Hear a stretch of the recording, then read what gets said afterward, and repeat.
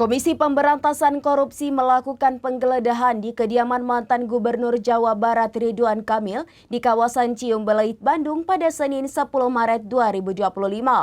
Penggeledahan ini terkait dengan dugaan tindak pidana korupsi yang melibatkan badan usaha milik daerah Jawa Barat.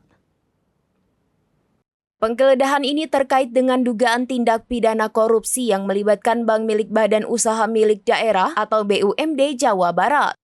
Ridwan Kamil yang akrab disapa Kang Emil mengkonfirmasi kedatangan tim penyidik KPK ke rumahnya.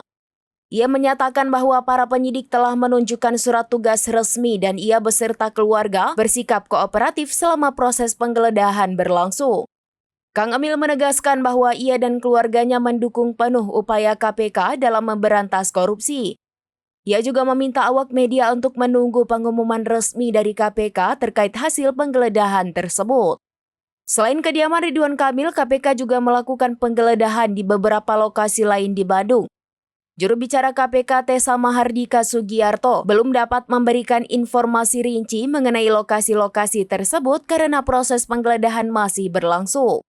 Tessa Mahardika Sugiarto menjelaskan bahwa penggeledahan ini merupakan bagian dari penyidikan kasus dugaan korupsi yang melibatkan Bank BUMD Jawa Barat.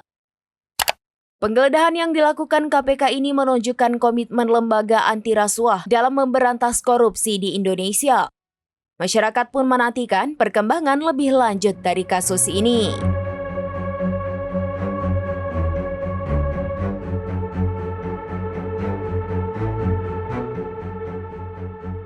Demikian informasi terkini Syedaralun, saksikan terus informasi lainnya. Jangan lupa like dan share seluruh akun serambinews.com.